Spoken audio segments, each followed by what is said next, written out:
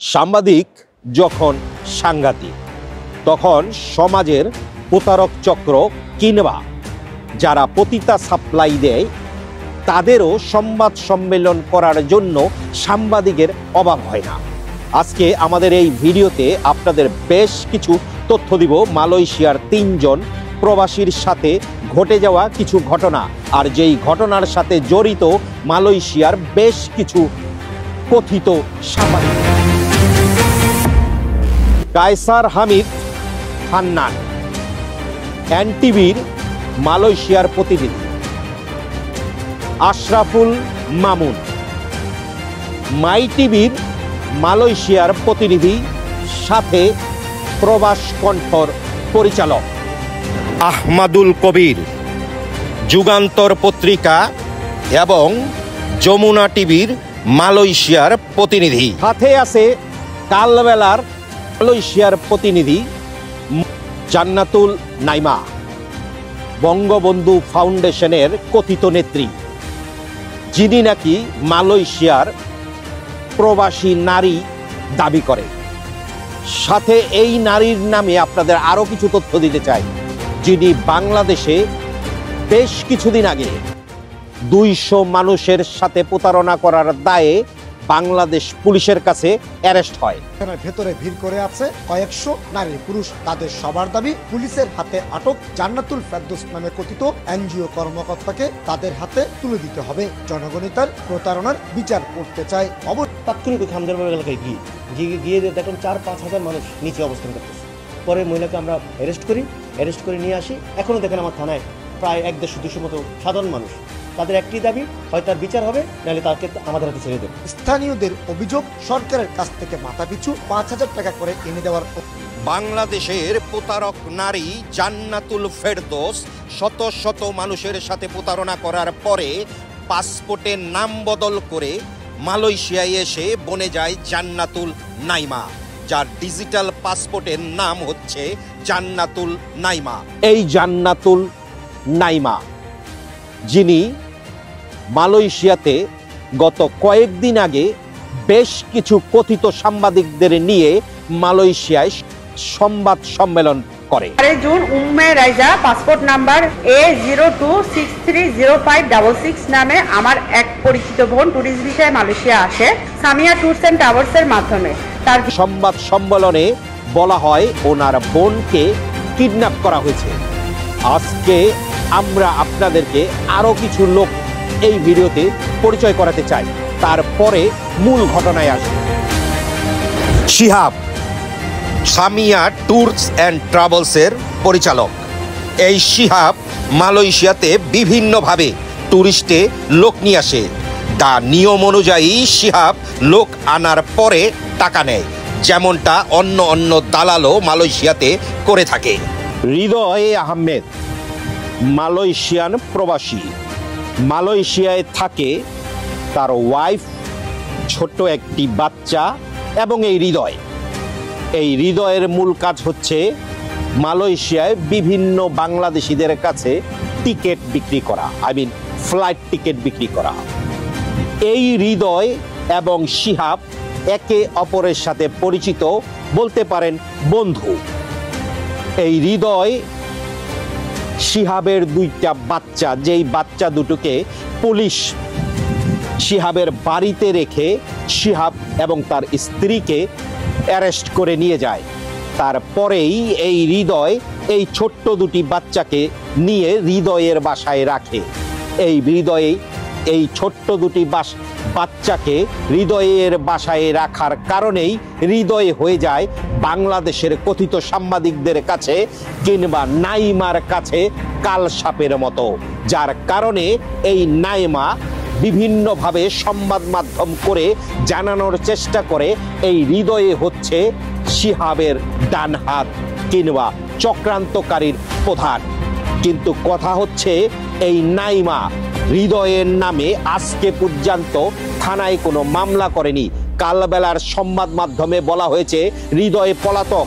তাহলে হৃদয় এখন আমার যে স্ক্রিনে, রাইজা, বাড়ি বিক্রমপুর, গত 1.5 বছর আগে থেকে মালয়েশিয়ায় আসার জন্য বিভিন্নভাবে মাধ্যম খুঁজতেছিল। উম্মে রাইজাকে মালয়েশিয়ায় আনার জন্য কন্টাক্ট হয় শিহাবের সাথে মালয়েশিয়ায় পৌঁছে দেওয়ার জন্য 4 লক্ষ টাকা ট্যুরিস্ট ভিসায়। যখন এই শিহাব এই উম্মে রাইজাকে মালয়েশিয়ায় পৌঁছে বিভিন্নভাবে, উম্মে রাইজা প্রথমে যায় ইন্ডিয়া, তারপরে ভিয়েতনাম, তারপরে আসে মালয়েশিয়া। আসার পরে মালয়েশিয়ায় যেই দালালরা থাকে আপনারা সাধারণত জানেন, মালয়েশিয়ায় ট্যুরিস্ট ভিসায় লোক ঢুকানোর পরে সাধারণত এরা ওনাদেরকে ওনাদের বাসায় নিয়ে যায়। আপনি টাকা পেমেন্ট করার পরেই আপনার লোককে আপনার কাছে ফেরত দেবে। ঠিক অনুরূপ এই দালালও সেই রাইজাকে তার বাসায় নিয়ে যায় এবং তিনি নাকি এই রাইজাকে মালয়েশিয়ায় আনতে বসে তার কাছে বাকি টাকা পেমেন্ট করার জন্য বলা হয়। কিন্তু এই মহিলা সেই বাকি টাকা দিতে রাজি হয় না, সাথে বলে যে উনি নাকি এই মহিলাকে কিডন্যাপ করছে। আপনাদের আরো কিছু এই মহিলার সম্বন্ধে তথ্য দিতে চাই। জান্নাতুল নাইমা বিভিন্নভাবে সাংবাদিক সম্মেলনে বলার চেষ্টা করছে মালয়েশিয়ায় অবস্থানরত কমিউনিটি লিডার। কে এই কমিউনিটি লিডার? কে এই জান্নাতুল নাইমার মতো মহিলাকে সাপোর্ট করে, যিনি নাকি বাংলাদেশ হতে 200 থেকে 300 লোকের সাথে প্রতারণা করে অ্যারেস্ট হয়, এনজিওর নামে ভুয়া ব্যবসা পরিচালনা করার পরে মালয়েশিয়ায় চলে আসে। আমরা জানতে চাই কি এই নাইমার কাজ, যিনি নাকি বলে উনি প্রবাসী। আমরা জানতে চাই ওনার কাজ কি, ওনার ভিসা কি, কাজ নিয়ে উনি মালয়েশিয়াতে আসে। এই বিষয়গুলি সামনে আমরা আরো তদন্ত করব। কে এই নাইমা, কাজ কি তার, কোথায় কোথায় তিনি থাকে, কিভাবে একজন মহিলা যিনি মালয়েশিয়ায় চাকরি করে তার পুরা ফ্যামিলি রাখতে পারে জেনারেল ওয়ার্কারের ভিসায়। মালয়েশিয়াতে মানুষ পরিশ্রম করেও তার ফ্যামিলি নিয়ে আসতে পারে না, কিন্তু এই নাইমা তার 2 বাচ্চা মালয়েশিয়াতে পড়াশোনা করায়, সাথে তার মাকেও নিয়ে আসছে মালয়েশিয়াতে থাকতে। আপনারা সাধারণত জানেন একটা ফ্যামিলির 4 জন মেম্বার মালয়েশিয়ায় থাকতে হলে মিনিমাম 4000 রিঙ্গিত খরচ আছে, সাথে বাচ্চাদের স্কুলের জন্য যে খরচ সেটা আমরা নাইবা বলি। নাইমা যে রেমিটেন্স যোদ্ধা দাবি করছে, তার ইনকামের প্রধান উৎস কি? আমাদের কাছে তথ্য আছে উনি যে ভিসা ব্যবহার করে সেটা জেনারেল ওয়ার্কারের ভিসা। একটি জেনারেল ওয়ার্কারের ভিসা কিংবা একজন জেনারেল ওয়ার্কার ম্যাক্সিমাম স্যালারি 1500 টাকা, সাথে ওভারটা মিলিয়ে হয়তো 2500 টাকা পেতে পারে। এই 2500 রিঙ্গিতে কি একজন মহিলা তার 2টি সন্তান এবং মাকে মালয়েশিয়ায় ভরণ পোষণ দিতে পারে? প্রশ্ন থাকলো আপনাদের কাছে। পৃথিবীতে মানবতা বলতে কোনো জিনিস আর থাকবে না যদি এমন ঘটনা ঘটতে থাকে সচরাচর। সাংবাদিক যখন সাংঘাতিক হয়ে দাঁড়ায়, যখন আপনি একজন বাবা মা হারা কোনো সন্তানকে আশ্রয় দিবেন এবং সাংবাদিক নামের সাংঘাতিকরা যখন আপনার বিরুদ্ধে বিভিন্নভাবে অপপ্রচার করতে থাকবে যে আপনি পলাতক কিংবা কোনো কিডন্যাপারের সাহায্য করছেন, তখন আপনি কোথায় যাবেন? মানবতা নামে কোনো জিনিস পৃথিবীতে আর থাকবে না। যেই নাইমা কথিত আওয়ামী লীগের বঙ্গবন্ধু ফাউন্ডেশনের নেত্রী, উনি কি বাস্তবেই নেত্রী? যার নামে দুইবার বাংলাদেশে মামলা হয়েছে, যার নামে বাংলাদেশে মামলা হয়েছে এবং 200 মানুষকে প্রতারণার দায়ে অ্যারেস্ট হয়েছে। 16/6/2024 এই হৃদয় 4 জন সাংবাদিক এবং সাথে এই নাইমান নামে মামলা করেছেন। মামলার কপি আমরা স্ক্রিনে দিলাম আপনাদের দেখার জন্য। বিবেচনা আপনাদের কাছে। এই ধরনের নারীরা বাংলাদেশে শত শত মানুষের সাথে প্রতারণা করে আসার পরে বিদেশে আসে শত শত বাংলাদেশি প্রবাসীদের সাথে প্রতারণা করার জন্য, এবং আসার পরেই এরা স্বর্ণপন্ন হয় কোনো বড় ধরনের কমিউনিটি লিডারের কাছে, যেমনটি উনি ওনার তার প্রেস কনফারেন্সে বলছে যে একজন বাংলাদেশি কমিউনিটি মেম্বার এবং তিনি যে কোনো বড় ধরনের নেতা, যার মাধ্যমে